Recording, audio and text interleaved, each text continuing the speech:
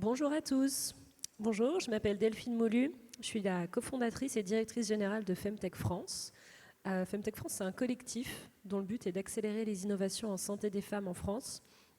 Je suis désolée pour ma voix, j'ai un petit rhume, donc j'ai une voix un peu bizarre, mais vous allez vous habituer, je pense. Je vais commencer par faire une petite intro pour revenir sur la Femtech. Qu'est-ce que c'est que ce mot bizarre, pour être sûr qu'on parle tous de la même chose. Ensuite, je vous présenterai mes deux invités et puis on pourra rentrer un petit peu plus dans le détail de cette table ronde. Donc, la Femtech, ce mot, c'est la contraction de deux termes, female et technology. Il a été inventé en 2016 par Ida Tin, qui est la fondatrice de l'application de suivi de cycle Clue. En fait, elle a créé ce terme parce qu'à l'époque, quand on parlait de health tech, c'était principalement de la santé pour les hommes, ou en tout cas, il n'y avait rien dédié à la santé des femmes. Les femmes étaient les grandes oubliées de la santé. Elle s'est dit qu'on avait besoin de créer une catégorie à part pour mettre ça en lumière. Donc, elle a créé ce terme Femtech. Du coup, la Femtech, ça fait référence à toutes les innovations qui vont améliorer la santé des femmes. Donc, c'est très large. Ça va des règles à la ménopause, en passant par la contraception, le cancer du sein, le fibrome, l'endométriose. Beaucoup de sujets. Et après, ça prend aussi différents visages.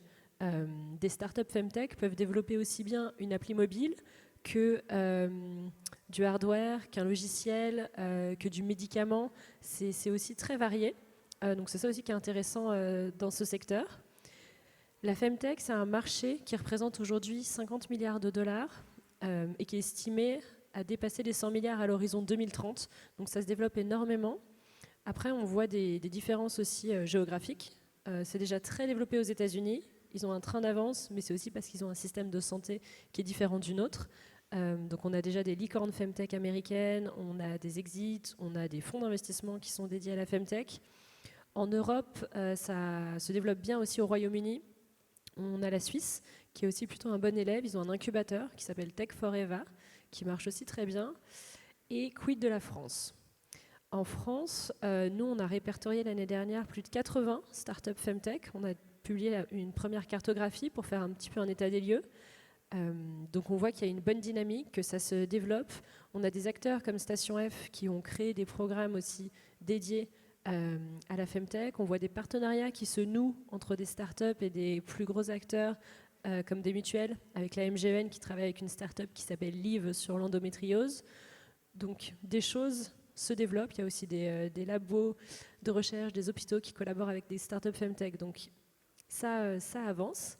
Et on va pouvoir du coup prendre deux exemples aujourd'hui en parlant du coup avec Clémence et avec Sophie. Je vais vous laisser vous présenter.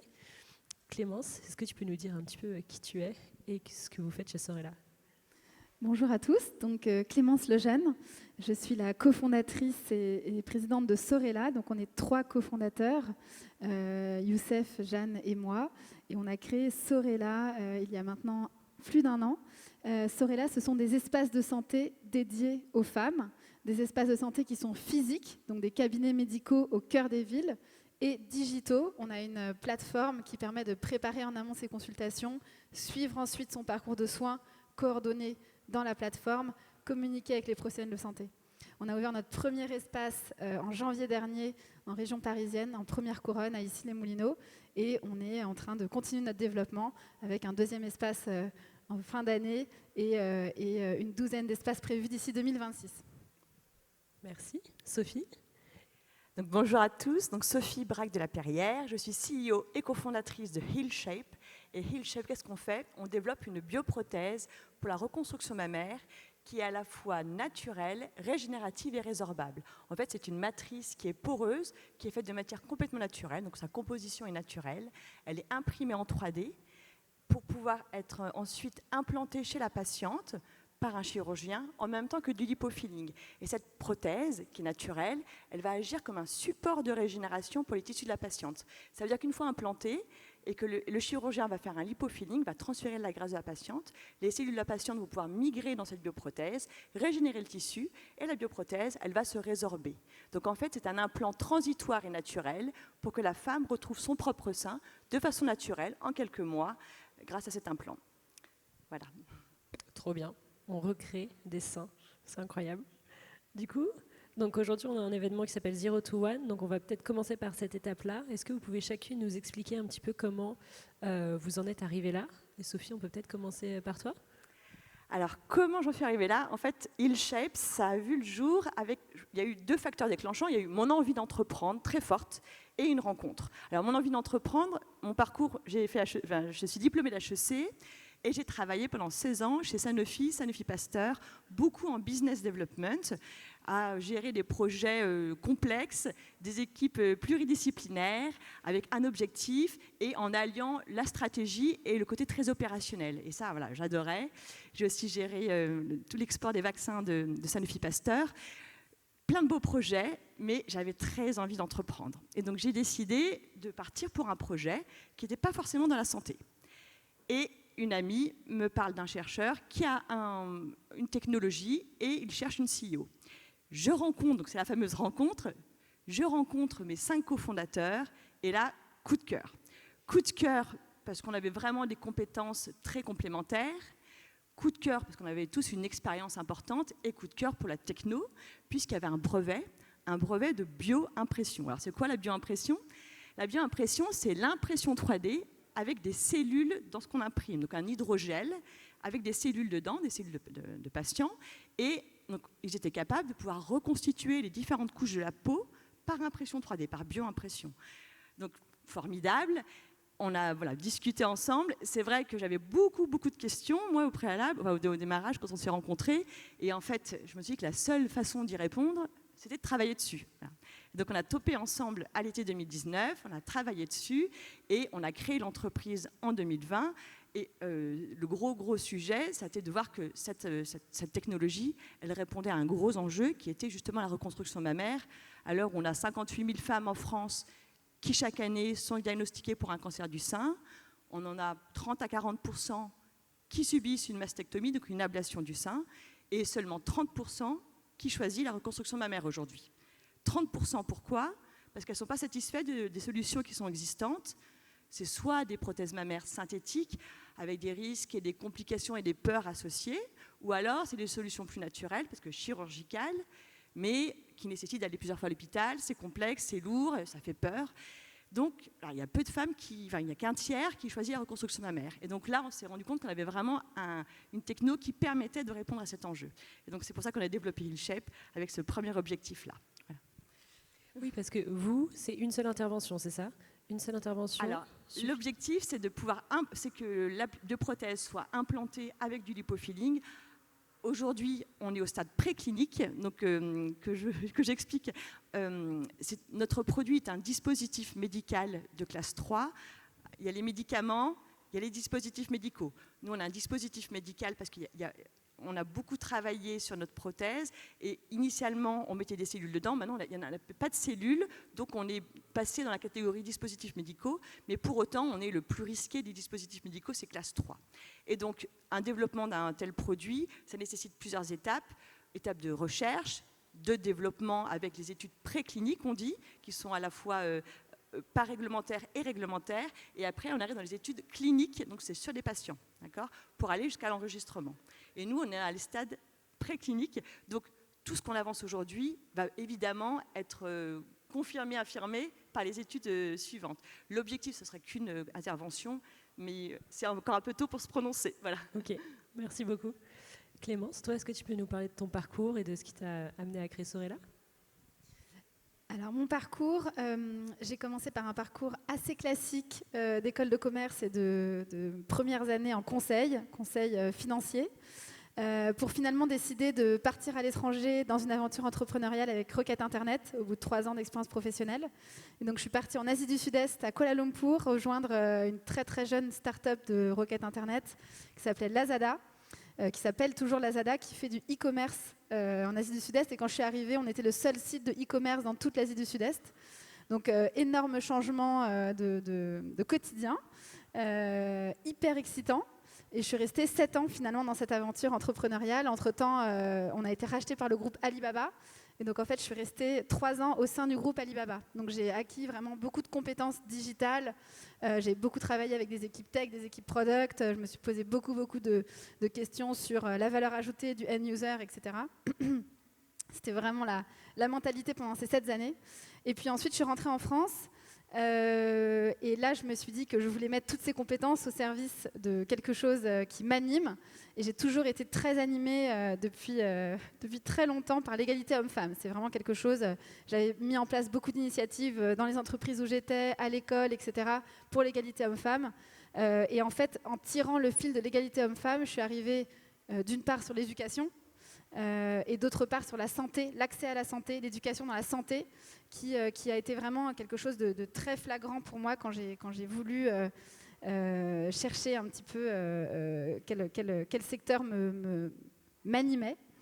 Alors, j'avais pas du tout envie de monter ma boîte. Clairement, c'était vraiment pas mon objectif. Chez Lazada, j'avais plus qu'entrevu les difficultés d'une jeune boîte, d'un fondateur, entre les sujets légaux, RH, les challenges constants, la pression, etc. Je m'étais dit, c'est pas du tout pour moi.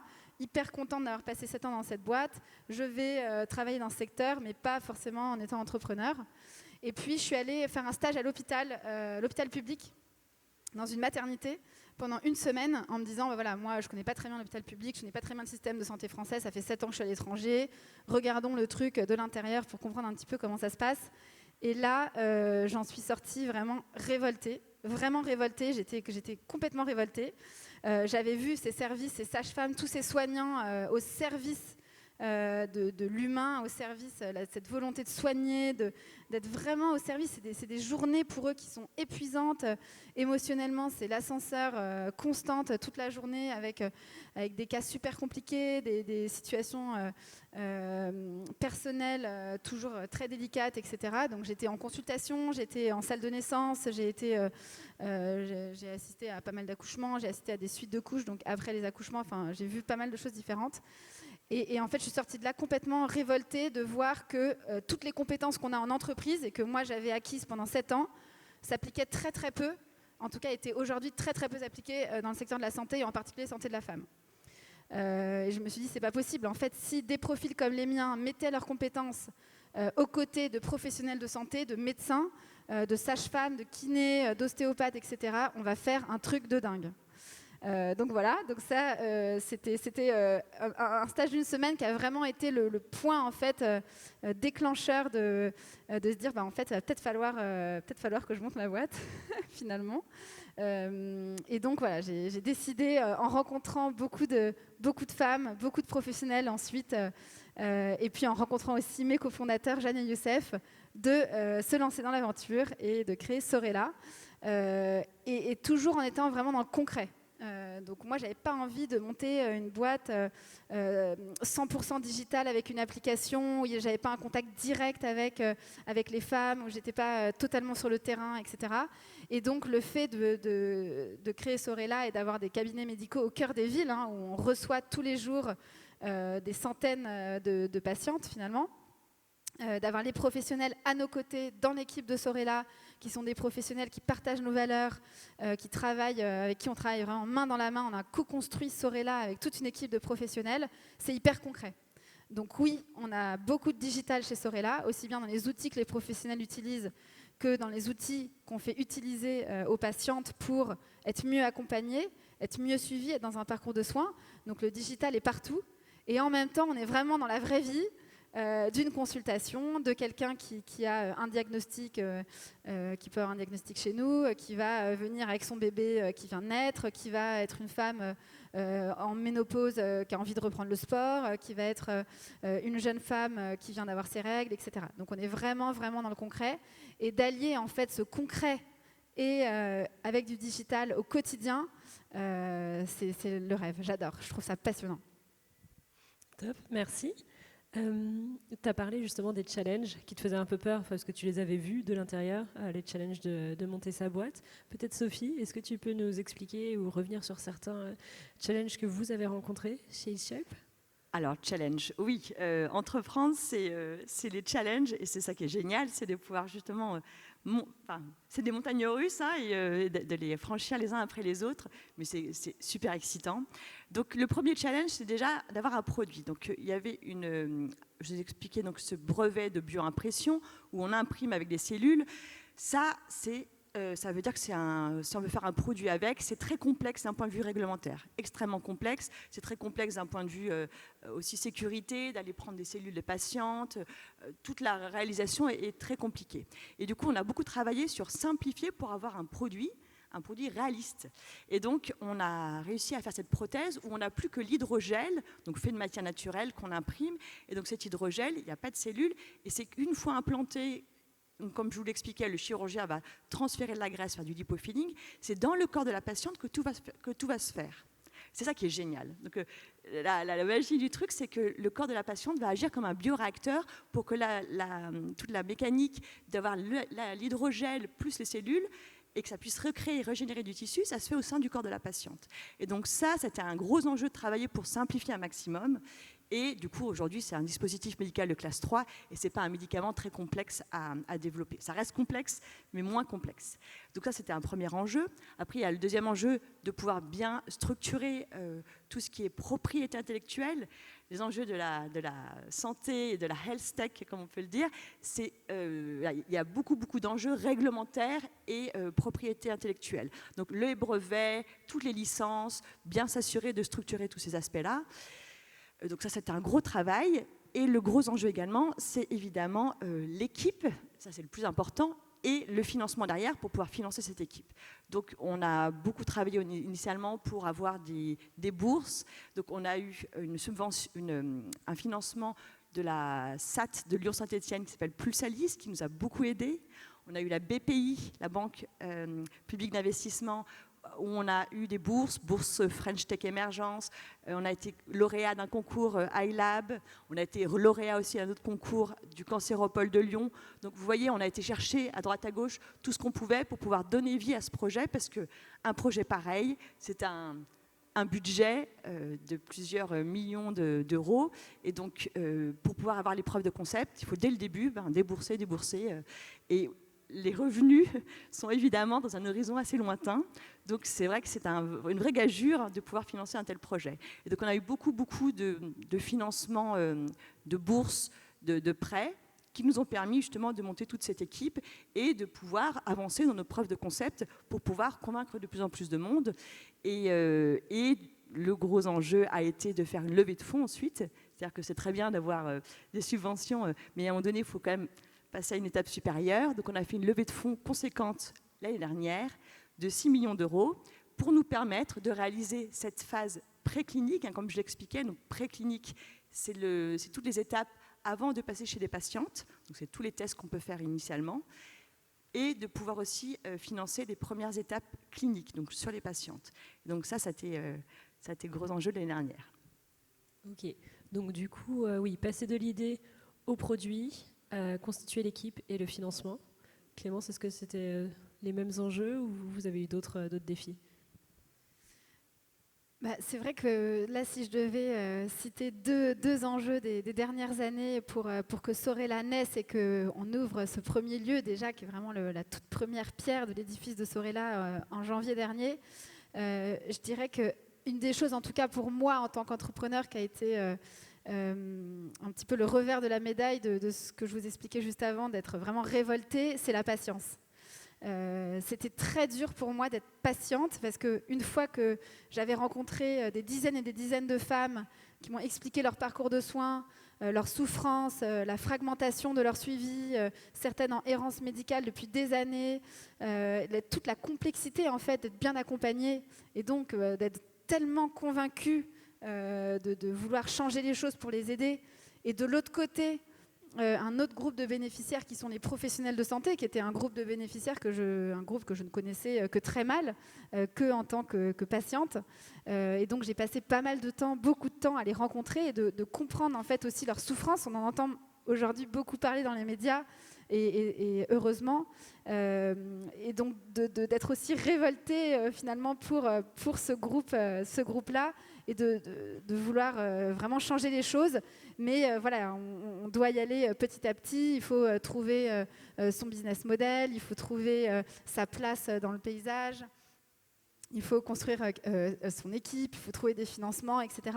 Et voilà. Et donc moi, j'étais vraiment dans cette passion, cette révolte, cette envie de changer les choses, vraiment convaincue et voyant la place à prendre d'un système de santé en ville, en tout cas alternatif, puisqu'aujourd'hui, notre système de santé est vraiment en recherche d'efficacité, d'amélioration, etc. Et de pouvoir proposer ce système alternatif en ville, ça prend du temps. Donc c'est aussi ce que tu disais, pour trouver le produit, finalement, ça prend du temps. Et donc d'être assez patiente, finalement, pour que les étapes se fassent, tout en étant quand même passionnée et en voulant faire. C'est le plus gros challenge d'être patient, parce que c'est souvent très long. On a tellement envie que ça arrive. Ouais, non, c'est vrai que la patience est pour moi quelque chose que je retiens beaucoup. Le deuxième défi, qui est beaucoup plus spécifique au secteur de la Femtech, qui s'apparente aussi au fait que, par exemple, avec Sophie, on est 2 femmes entrepreneurs. C'est de m'être très souvent retrouvée entourée uniquement d'hommes pour ce projet. Il y a eu un moment, à peu près, il y a un peu moins de 2 ans, où finalement j'avais l'immobilier avec que des hommes. Enfin, c'est un secteur très, très masculin. Beaucoup d'hommes autour de la 50-60aine, persuadés qu'ils avaient absolument raison sur tout. Les gynécologues qui ont envie d'entreprendre, c'est souvent les hommes. Les femmes gynécologues sont celles que j'ai rencontrées, en tout cas, je ne veux pas créer trop de généralité, mais celles que j'ai rencontrées étaient hyper prises par leur pratique clinique, comme on dit, donc leur consultation, souvent leur famille, et donc rajouter un autre truc en plus, entrepreneurial, innovant, etc., c'était non. Donc je me suis retrouvée beaucoup avec des gynécologues hommes. Sur la partie financement, je ne sais pas si vous connaissez les chiffres, mais les financeurs sont dans les fonds d'investissement, mais aussi les business angels, à plus de 80% des hommes.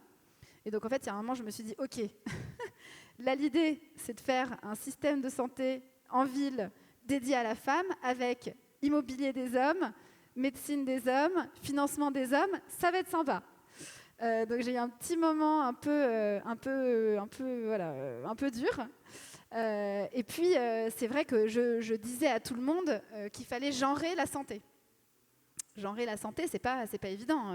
Vous allez me dire, on a tous le même genou, on a tous le même coude, nos cheveux ils poussent pareil. Voilà. Pourquoi tu veux approcher la santé via le genre ? Et ça, c'est quelque chose qui est encore aujourd'hui difficile à expliquer, alors qu'on a des recherches maintenant qui sont vraiment très claires là-dessus. On a des chiffres qui sont très clairs. Le corps de la femme est différent physiquement, physiologiquement, fonctionne différemment sur plein d'aspects. Et c'est d'ailleurs le professeur Claire Mounier-Veillé à Lille qui a été une des pionnières à démontrer par la cardiologie et aussi de la neurologie avec l'AVC, cette différence du corps de la femme. Je ne sais pas si vous savez quelle est la première cause de mortalité en France pour les femmes aujourd'hui. C'est l'AVC. Une des raisons pour lesquelles c'est l'AVC, c'est parce que les symptômes de l'AVC pour la femme sont pour la plupart différents des symptômes de l'AVC pour l'homme. Donc on connaît tous le visage à gauche qui se fige, le bras qui picote et tout ça. Les symptômes pour la femme, ça peut être ça, mais ça peut être autre chose. On ne les connaît pas. On n'a pas du tout été informé là-dessus. Il y a eu très peu de recherches là-dessus. Et donc la femme ressent des symptômes qu'elle ne sait pas être des symptômes d'AVC, et elle arrive en moyenne, elle est prise en charge en moyenne 15 minutes plus tard qu'un homme quand elle arrive aux urgences avec des symptômes d'AVC. Donc ça, c'est vraiment une preuve hyper tangible, vraiment chiffrée, qui montre que la prise en charge de la femme est moins bonne lorsqu'on a étudié une maladie via le prisme du corps masculin. Et ça, on peut le dire sur plein d'autres choses. Et je ne vous parle même pas de la santé féminine, donc la contraception, tout le fonctionnement de la reproduction, la ménopause, etc., qui, à l'évidence, sont spécifiques au corps de la femme. Mais là, je vous parle vraiment d'une maladie qui touche aussi bien les hommes et les femmes. Donc, genrer la santé permet vraiment, en mettant des experts de la santé de la femme à travailler ensemble, de mieux accompagner la femme, de faire de la meilleure prévention, de mieux la suivre et donc de mieux les soigner. Voilà, donc une fois qu'on a posé ça, je trouve que ça permet quand même déjà de bien expliquer aussi, en complémentarité de ce que tu disais Delphine, le secteur de la Femtech. Mais c'est vrai que ça a été dur, et c'est toujours dur. Je me fais vraiment toujours challenger là-dessus. Pourquoi un lieu dédié aux femmes? Mais alors, est-ce que ça veut dire que tu exclus les hommes? Est-ce que si je suis un homme, je peux venir me faire soigner chez vous ou pas? Pourquoi exclure l'homme, etc. Nous, on n'est pas du tout dans l'exclusion de l'homme. C'est pas du tout ça le sujet. Le sujet, c'est que chez Sorella, on met des experts de la santé des femmes ensemble. On crée un lieu où la femme a tout ce qu'il faut à portée de main pour se faire soigner, donc aussi bien dans sa santé féminine que dans sa santé générale qu'en cardiologie. On a une cardiologue chez Sorella. Ces experts travaillent ensemble en regardant le corps de la femme dans sa spécificité. L'homme n'est pas du tout exclu, c'est pas du tout le sujet. Nous, on va mieux accompagner les femmes parce que ce lieu est dédié à la santé de la femme. Et d'ailleurs, nos patientes nous le disent aujourd'hui, quand je viens chez vous, je sais que je suis dans un lieu avec des professionnels qui sont experts de la santé de la femme, j'ose enfin poser des questions que je n'ai jamais osé poser à mon généraliste, qui peut être un généraliste au top. Hein. Bien sûr qu'il y a énormément de soignants en dehors de Sorella, tous les soignants sont de très bonne volonté, mais elle n'avait jamais osé poser des questions sur des douleurs vulvaires, voilà, des choses où on se dit, je ne sais pas trop s'il va savoir, est-ce que c'est le bon professionnel, vers qui je me tourne, etc. Je suis chez Sorella, je sais que c'est des experts de la santé de la femme, je pose ma question sur des douleurs vulvaires que j'ai peut-être depuis 5-10 ans. Donc les patientes nous disent ça.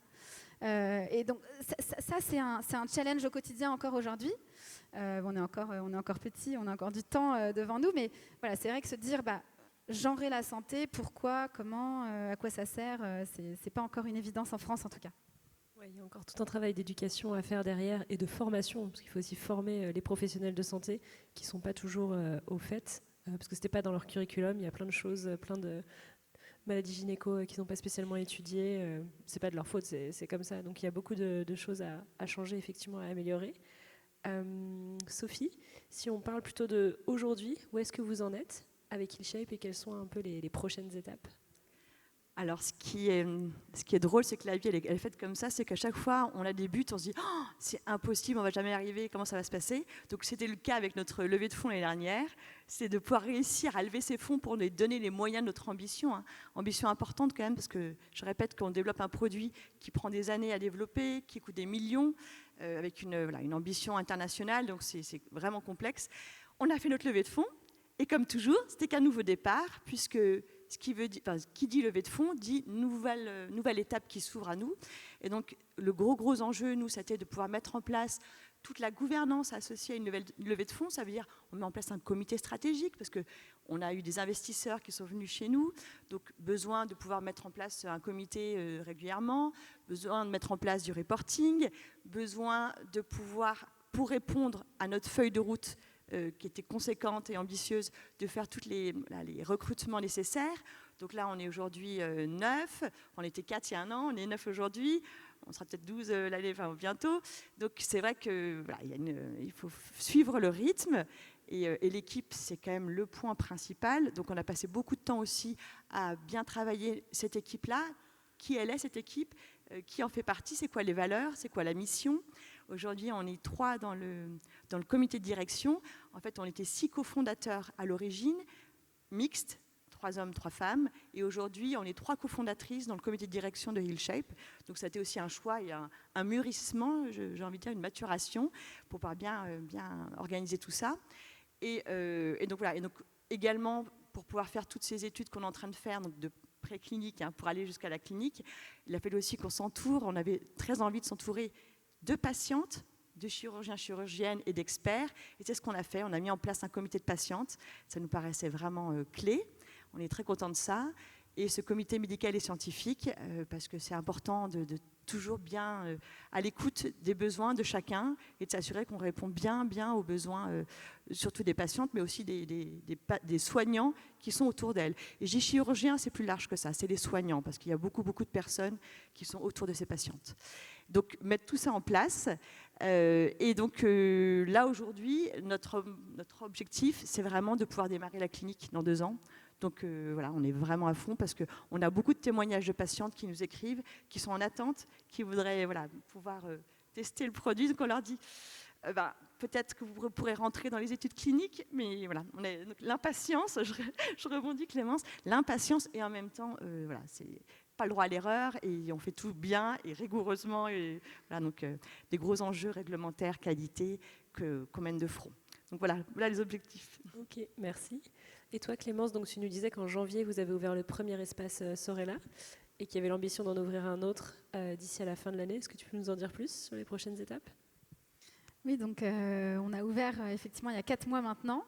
On a une équipe extraordinaire avec nous. Et un très beau lieu. Et un très très beau lieu. Merci Delphine. Donc on a 300 mètres carrés en fait, pour vous dire un peu plus concrètement, c'est 300 mètres carrés avec 8 salles de consultation dans lesquelles on a des médecins, des sages-femmes, des kinés, et puis on a tout un espace paramédical avec ostéopathes, psychologues, diététiciens. Donc notre ADN chez Sorella, c'est l'approche globale de la santé. C'est pas justement de fragmenter la santé. Et on a dans notre équipe une infirmière de coordination, Claire, qui est extraordinaire et qui est le pivot en fait de l'équipe de professionnels et qui est aussi le pivot auprès des patientes, et elle coordonne les parcours de soins. Donc c'est-à-dire qu'on a par exemple une patiente qui va rentrer par la cardiologie, une patiente d'une 50aine d'années qui arrive chez la cardiologue et qui finalement n'a pas fait de sport depuis une dizaine d'années, ne sait pas comment se remettre au sport. La cardiologue recommande un nouvel équilibre alimentaire également. Et donc en fait, Claire va vraiment faire un point avec elle pour qu'elle puisse avoir son parcours chez Sorella, avec certes son suivi de cardiologie, mais aussi son suivi de santé générale, un rééquilibrage alimentaire avec la diététicienne, reprendre le sport avec la kinésithérapeute, etc. Donc elle a vraiment tout à disposition. La psychologue est là aussi. Et en fait, en ayant tout le monde au même endroit et en ayant cette coordination avec cette infirmière de coordination, on met à terre toutes les barrières pour consulter en pluridisciplinaire. Aujourd'hui, cette patiente, si elle n'avait pas été chez Sorella, elle aurait eu sa cardiologue qui lui aurait dit « ça serait bien de refaire du sport, madame ». Et puis ensuite, super, j'ai demandé à ma voisine comment elle fait du sport, qu'est-ce que je fais, je vais chercher une kiné, mais j'ai pas de contact, j'ose pas trop demander, etc. Et donc en fait, aujourd'hui en ville, c'est tellement fragmenté qu'on doit coordonner nous-mêmes ces parcours de soins, trouver nous-mêmes les professionnels. Et on sait qu'il y a 50% des femmes qui ne savent pas vers quel professionnel se tourner. Donc ça, chez Sorella, ce n'est pas possible. On a aussi tout notre réseau d'adressage d'experts autour. On n'aura pas tous les experts de tous les sujets chez Sorella, en tout cas pas au début. Et donc, si on a un dermatologue qui doit intervenir, hop, on a notre réseau d'adressage dermatologie et on oriente les patientes. Tout le monde a un dossier médical partagé. Donc, avec l'accord des patientes, tous les professionnels qu'elle va voir chez Sorella ont accès à son dossier médical. Donc, quand elle arrive en consultation, on la connaît. Elle n'a pas besoin de réexpliquer son histoire, qui peut être de temps en temps douloureuse à réexpliquer. Et donc, la consultation va vraiment être sur l'essentiel. Donc, pour revenir à la question, voilà, 4 mois d'ouverture, ça y est, ça se stabilise. On a mis en place les protocoles, les parcours de soins. On continue de créer des partenariats. Là, j'étais encore hier à l'hôpital Saint-Joseph, qui est un hôpital vraiment très spécialisé dans l'endométriose. Enfin, en partie, hein, ils ont en tout cas une filière endométriose très développée. Et donc, voilà, on va créer un partenariat avec eux, puisque géographiquement, ils ne sont pas très loin, pour s'intégrer à leur filière endométriose et être un des correspondants pour cette partie de la première couronne parisienne. Et voilà, donc on crée ces partenariats. On a la même chose pour les IVG, par exemple, en ville, où on a des partenariats avec des hôpitaux pour que les femmes puissent être accompagnées dans ce parcours-là par la partie hôpital, si besoin. On a la même chose pour les douleurs vulvaires, avec Vulvae, qui est une autre start-up incroyable qui a développé une énorme expertise sur les douleurs vulvaires, avec qui on travaille à la mise en place d'un parcours coordonné chez Sorella. Voilà. Donc nous, on travaille là-dessus, on a énormément de choses à faire, énormément de partenariats à créer, pour que finalement, aucune femme ne se sente plus jamais seule dans son parcours de soins, mais soit vraiment avec nous à ses côtés. Pas à sa place, c'est elle qui prend ses décisions, on est à ses côtés pour lui donner vraiment tous les outils, toute la connaissance, toutes les informations pour qu'elle prenne soin de sa santé de façon globale. Pour la suite, donc nous, on a beaucoup de travail à faire sur la partie digitale. Notre objectif, notre vision, c'est vraiment de se dire, le soin, ce n'est pas les 15 minutes, 20 minutes, 30 minutes de consultation. Le soin, c'est tout le temps. Donc ça veut dire que si j'ai une question, je dois pouvoir la poser, je dois pouvoir avoir une réponse. Quand je sors de ma consultation, tout ne se termine pas et c'est pas ciao, on se revoit dans 6 semaines et en fait pendant 6 semaines c'est le désert total, rien n'avance, je suis perdue. Non, on continue à être avec vous, on continue à vous donner, par exemple, je parlais de cette femme qui reprend le sport, des exercices qu'elle va recevoir régulièrement pendant les 6 semaines ou les 4 semaines avant de revoir le professionnel. Pareil pour l'alimentation, pareil pour plein de situations. La maternité, c'est un exemple très facile à prendre. Les suivis de consultation de grossesse, c'est tous les mois, mais en fait, en un mois, ça change énormément. On a énormément de questions qui arrivent, sauf qu'on ne revoit sa sage-femme ou son gynécologue qu'un mois après. Donc c'est hyper dur de se sentir vraiment accompagné et bien pris en charge. Et donc avec Sorella et avec notre plateforme, ce ne sera pas le cas.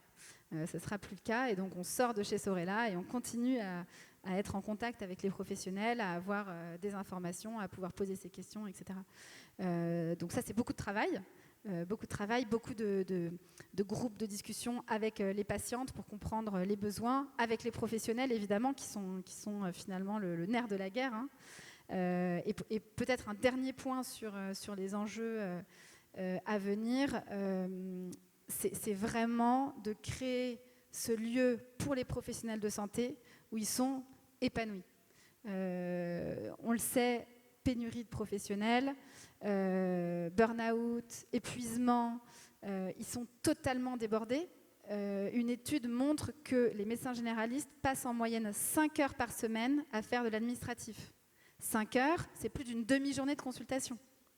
Donc ça veut dire que pendant ces 5 heures, ils font des documents à la sécurité sociale, aux mutuelles, de l'adressage, rappeler pour les rendez-vous, etc., etc.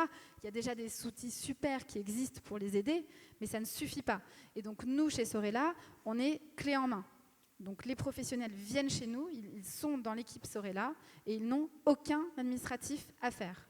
Et donc ça, c'est hyper important. Il faut que les professionnels puissent se concentrer sur le soin, puissent se concentrer sur leurs patients, puissent se concentrer sur réfléchir à cette patiente qui a de l'endométriose, comment je vais faire pour bien l'accompagner, échanger avec les autres professionnels pour coordonner son parcours, mais pas faire sa compta. C'est pas possible. On ne peut pas leur demander de faire de la compta. Nous, on fait ça. Nous, c'est notre métier. Nous, on est formés pour ça. On sait le faire. On aime le faire. Et donc, on le fait pour eux. Eux, ils aiment faire du soin. Ils font du soin. Donc ça, c'est pour nous vraiment quelque chose qu'on a évidemment très très vite compris en échangeant dès le début avec les professionnels avec qui on a co-construit Sorella.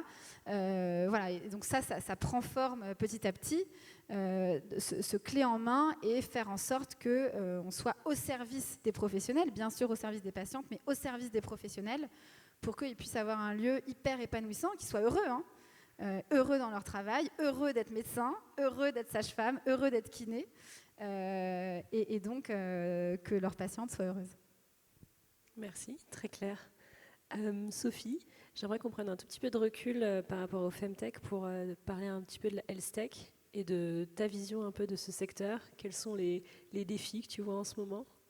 Alors la Health Tech, hein, donc en effet la Femtech, on est vraiment la techno féminine. Health Tech, on est sur la santé avec toutes les boîtes. Donc il y a 3 typologies d'entreprises hein, qui sont soit la biotech qui développe des médicaments, soit la medtech qui développe des dispositifs médicaux, medical device, un medtech, soit les entreprises de santé numérique ou d'intelligence artificielle. Et donc, ces entreprises, la biotech, c'est 30% à peu près du total, la medtech, c'est 55%, et la boîte numérique, c'est 15%. Elles ont toutes des enjeux spécifiques, hein, parce qu'un médicament, la réglementation est complètement différente que pour un dispositif médical, mais il n'empêche qu'au global, il y a 3 enjeux principaux. C'est d'abord le financement, ça c'est une vraie question, hein, parce que c'est souvent des temps longs de développement, et donc comment on arrive à trouver les sources de financement, c'est beaucoup de levée de fonds. On a vu qu'en 2022, à l'échelle mondiale, c'était compliqué au niveau financement. En France, on est un peu plus résilient parce qu'il y a pas mal d'outils finalement en France, avec notamment la BPI qui met en place pas mal de nombreux, le plan France 2030 au niveau gouvernemental, la BPI qui met beaucoup de moyens en jeu, mais ça reste très complexe. Aujourd'hui, le financement, c'est un vrai sujet pour toutes ces entreprises. Il y a un petit peu la mort là. Et notamment, ce qui est compliqué, c'est que les financements se concentrent sur moins d'acteurs et pas beaucoup de early stage, donc les boîtes au démarrage.